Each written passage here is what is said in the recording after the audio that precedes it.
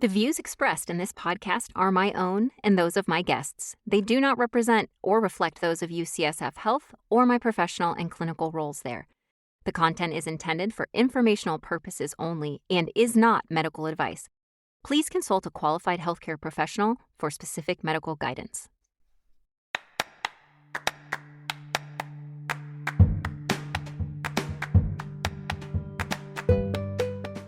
Welcome back to In the Loop with Nadja Wlasiuk, where we make sense of the heart's most curious rhythms, one beat at a time.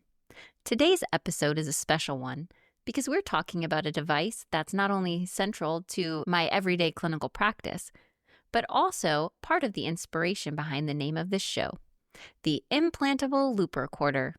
That's right, I literally put people in the loop. Or rather, I put the loop in them. These small but mighty devices help us uncover the elusive causes of fainting, palpitations, cryptogenic stroke, and unexplained pauses in heart rhythm.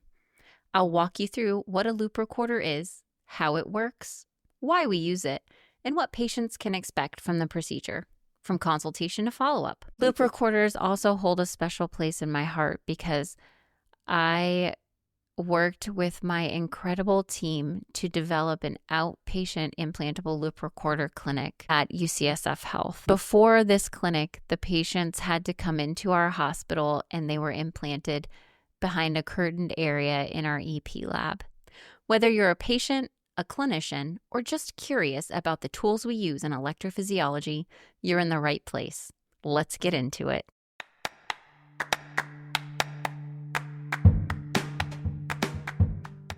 An implantable loop recorder, also known as a loop recorder, loop or ILR, is a long-term continuous cardiac monitor, 2 inches long, which is about the length of a paperclip and the width of a matchstick. It used to be a lot bigger, like the size of a flash drive. The 3 vendors that I'm most familiar with are Medtronic, Link 2, which has a battery life of up to 5 years, Abbott Assert, which can have a battery life 4 to 6 years, and the Boston Scientific Lux, which has a battery life of about 3 years. Why would we need to implant a loop recorder, and why would a patient need one? Well, there's several different reasons.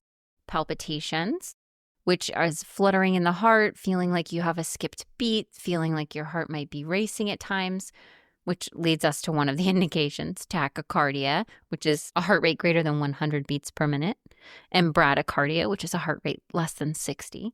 In some people, that can be very normal, but in some people, it's not. Cryptogenic stroke is another indication for implant. What is a cryptogenic stroke? Well, it's a ischemic stroke.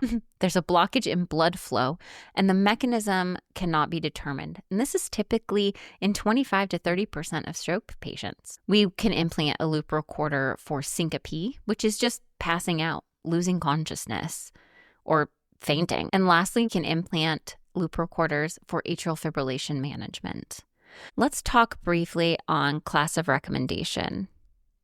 I'm planning a future episode to talk about how someone who isn't well-versed in science and scientific literature, how they can tell whether something is strong or not, because it's really important. You can find a study that says whatever you support, but it may only have a sample size of 2, and you have to understand that that's important because if you have a sample size of 200,000, that's definitely going to give you stronger evidence than 2.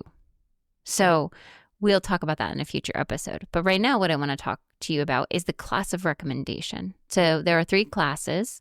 There's class 1, which means that the evidence or general agreement is that a treatment or procedure or intervention is beneficial, it's useful, and it's effective. So it is recommended, it is indicated, we should absolutely do it if the patient decides that that's what they want to do.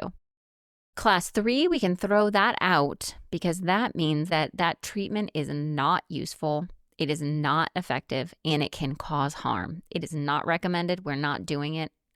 We're not going to consider that. So that leaves us with class 2, which is separated into class 2A and class 2B.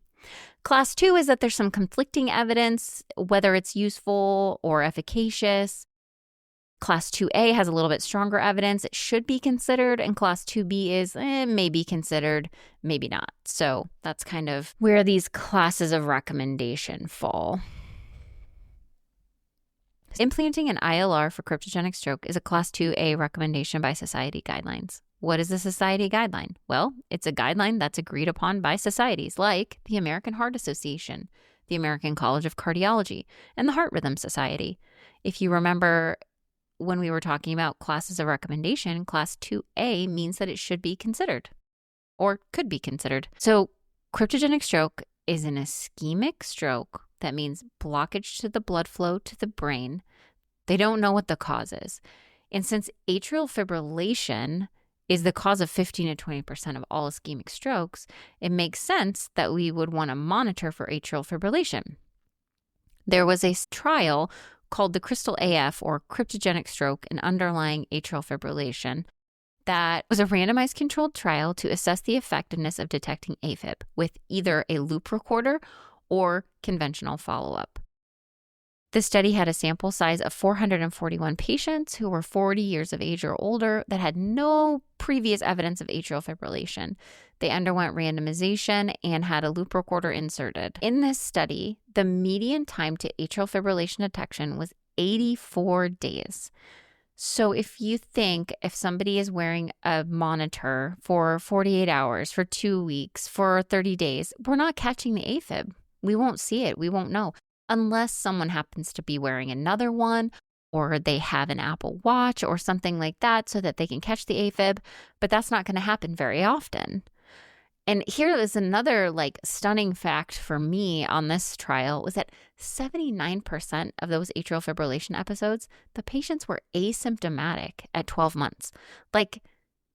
The patients had no idea that they were in atrial fibrillation, but the loop recorder picked it up so that they could receive anticoagulation, protecting them from having a future stroke. This would lead us to believe that 30 days of monitoring is not enough. 2 weeks of monitoring is not enough. That's why it's a Class 2A recommendation to implant this loop recorder, because if we find atrial fibrillation, well, we can't definitively say this is exactly why you had that stroke.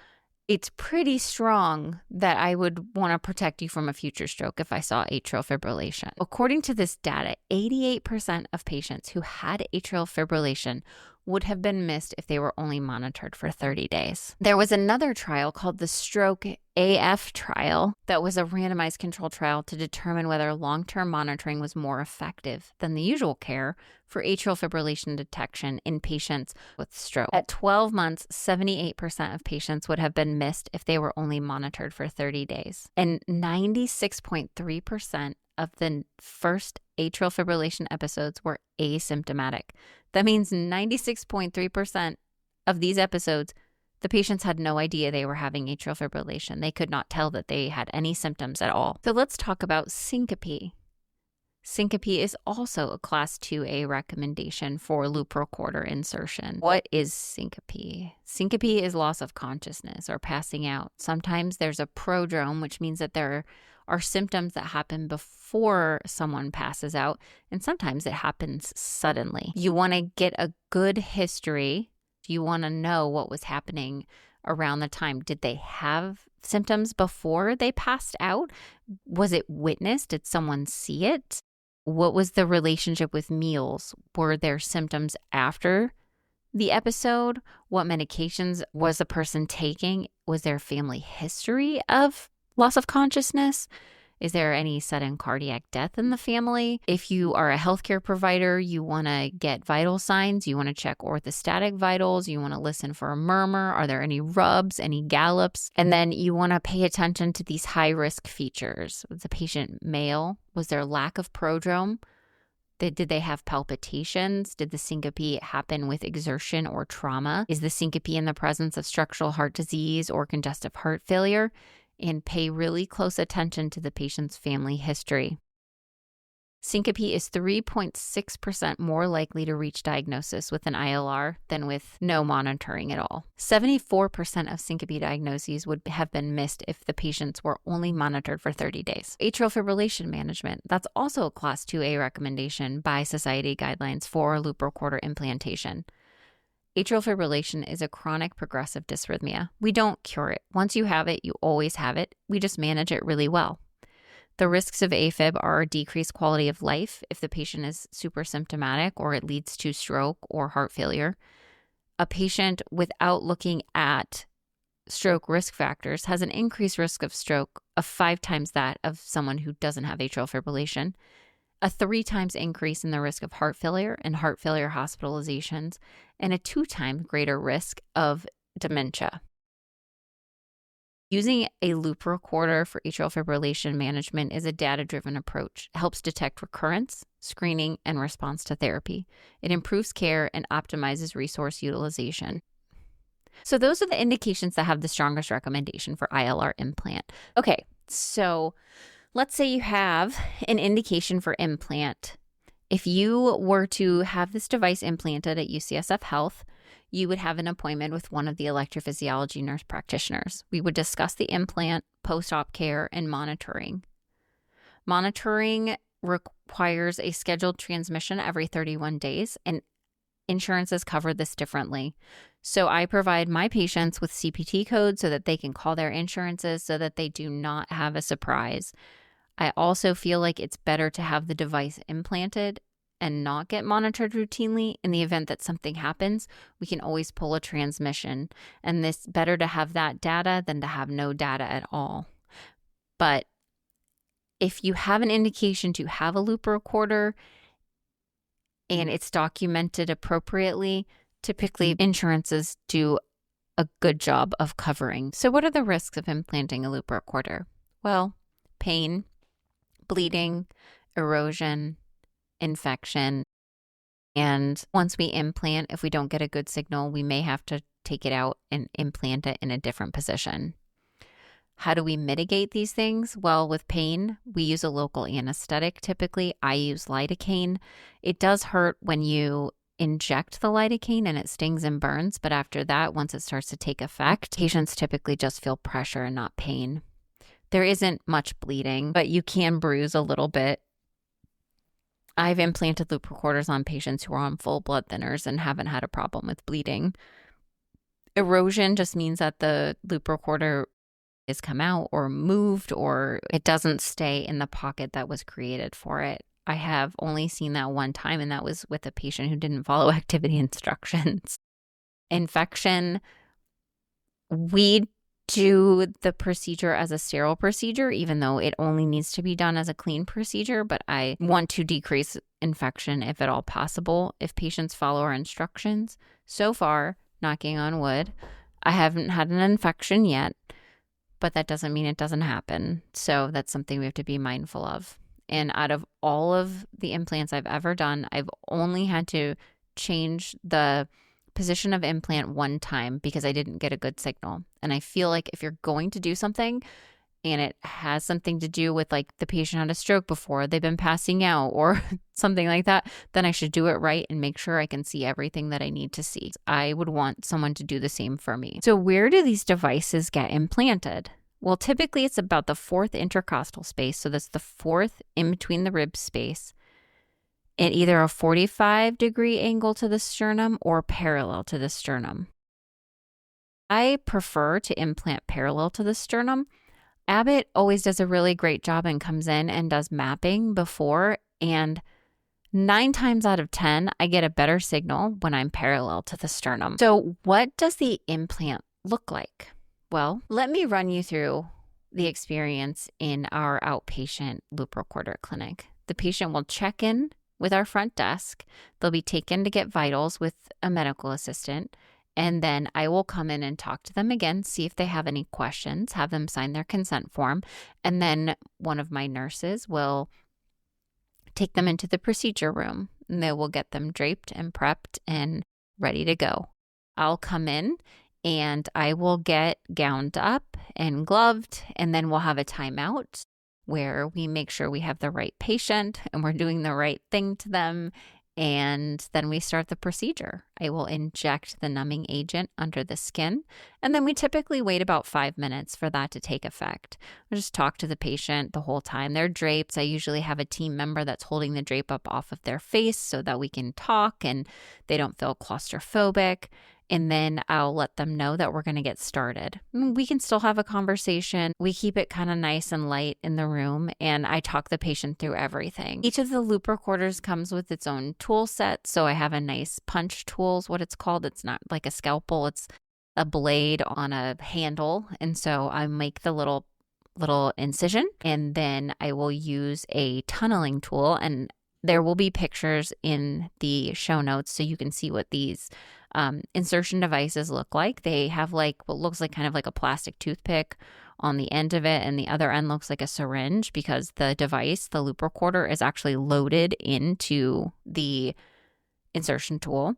And so I will make a little tunnel with that longer part, and then I will inject the loop recorder under the skin. And that's going to be a lot of pressure for the patient, but it's so quick that a lot of times patients are like, oh, you're done already? And I'm like, yes, and you did fantastic, great job. Then I'm going to hold a lot of pressure over the insertion site, and either my nurse or I may have one of the engineers from the vendors there, and they'll be getting everything up and going to make sure that I have a really good signal and I can see what I need to see.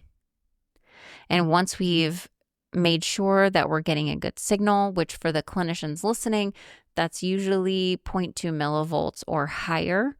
Now, if you're getting less than that, but you can clearly see the R wave and you can see a P wave, you can probably get away with it. Sometimes what will happen is if you do use a lot of anesthetic, that can cause a lower signal. And once that dissipates, your signal will improve. But don't ever... My recommendation would be not to ever leave a loop recorder in place if you cannot see P waves and R waves. You definitely need to take that out and re-implant somewhere else, because if you're going to do something, you need to do it well and the patient will appreciate it. So after I hold pressure, we make sure that everything is looking great as far as signal. I will then put a little Dermabond or skin glue over the incision and make sure the edges are approximated, which means that they're together. And then I'll add a couple steri strips just to keep them nice and tight together so that patients have a good cosmetic result, because I think that's important no matter where or what we have going on. Then I typically fold up a little piece of gauze and then place a tegaderm over that.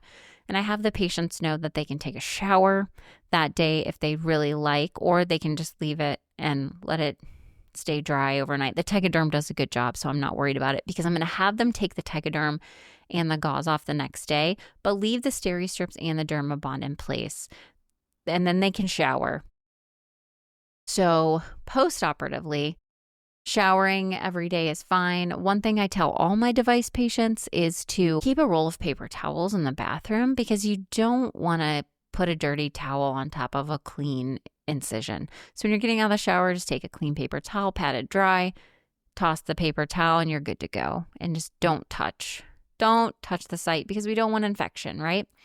That skin glue and steri strip should fall off after 2 weeks. If it's not off after 2 weeks, you can remove it, because I have seen some things where patients will come back and it's been like 3 months and I'm like, oh, you still have steri strips. Have you been showering? Like some people get really nervous about these sites. And so it's good to give clear instructions. Not only do I talk to them about it and the nurses that I work with talk to them about it, but we give them written instructions to take home and written instructions in the chart. So if they forget, they can go back and look in my chart. I'm going to provide some links to show you how it is inserted in the show notes today on Substack. We don't ever want to submerge the site in water until it's completely healed. And after that, you can do anything you want. Loop recorders are 1.5 and 3 Tesla conditional, so you can have MRIs if you have them implanted. You will get a card from the vendor saying that you have a cardiac implantable device and you should not have any trouble at TSA. You do need to let TSA know that you have an implantable cardiac device, but you will not harm the device at all if you go through any kind of scans. There aren't real activity restrictions except for in the first couple days until the incision heals completely. I don't want anyone doing like sharp, repetitive jerking motions just because we don't want to work that loop recorder out of the pocket that we've created. Again, I want to reiterate that this device is not a life-saving device. It does not provide any therapies. It is diagnostic only, and it will not call 911. Will we get a transmission from the device if we do see atrial fibrillation or we see something that's concerning? Yes, but it is not an emergency, and it works on business hour time, and it will get read when it gets read. It's not something that's going to immediately notify us. So for the clinicians out there, the programming parameters of these loop recorders, they do provide pause detection, bradycardia and tachycardia detection, atrial tachycardia and atrial fibrillation, symptoms, and they can count PVCs, which is very helpful in patients that have PVCs. We try to tell patients that no news is good news. If you don't hear from us, there's really nothing going on. But anytime a patient has symptoms or they have an episode, they can always call in or send a message to the device team, and they can check the remotes for any episodes. The very cool thing about loop recorders is that it's completely remote. Patients do not have to come into the device clinic for any reason. We can program them remotely through Bluetooth, so that makes it very easy for patients. In creating our outpatient device clinic, we really wanted to serve our patients well and give them a better experience than having to come to the hospital to get an implant. Being in the hospital can be scary for some people. I think it's scary for me as a patient. I would much rather go to a clinic where I'm comfortable. And there's actually some evidence. Medtronic did a study called the Rio 2, Reveal Link in Office 2, which was a randomized, multi-center, unblinded study that collected resource utilization and procedure time intervals for loop recorder insertion in office and in hospital. And the data was used to calculate costs associated with staff time and supply use in each setting. What the study found was that loop recorder insertion in an outpatient clinic versus a hospital setting resulted in reduced patient visit time and reduced overall staff time, which was a consequent reduction in staffing costs. There was a low rate of device and procedure-related complications and an excellent safety profile that was similar between both procedure locations. So the study provided support for the safety of inserting loop recorders in an office setting, which was part of the evidence into why we decided to do that in our outpatient setting, because if it was providing as good a care as the hospital, but at less cost, and which is important to any business. I mean, even nonprofit healthcare, we have to be fiscally responsible in providing a better patient experience. That's super important. So if you're listening and your clinic doesn't have an outpatient ILR program, I would be happy to talk to you about resources and ideas and brainstorm with you. I hope that this brief overview of implantable loop recorders was helpful. And if anyone has any questions, I am happy to answer them. I love loop recorders. I love helping patients go through this experience. I love it when I implant a loop recorder for something and we do find something actionable and we can really help the patients. It is very meaningful to me as a provider, and I know it's meaningful for the patient. So I appreciate you all listening to one of my great loves in my practice, and I look forward to our next episode.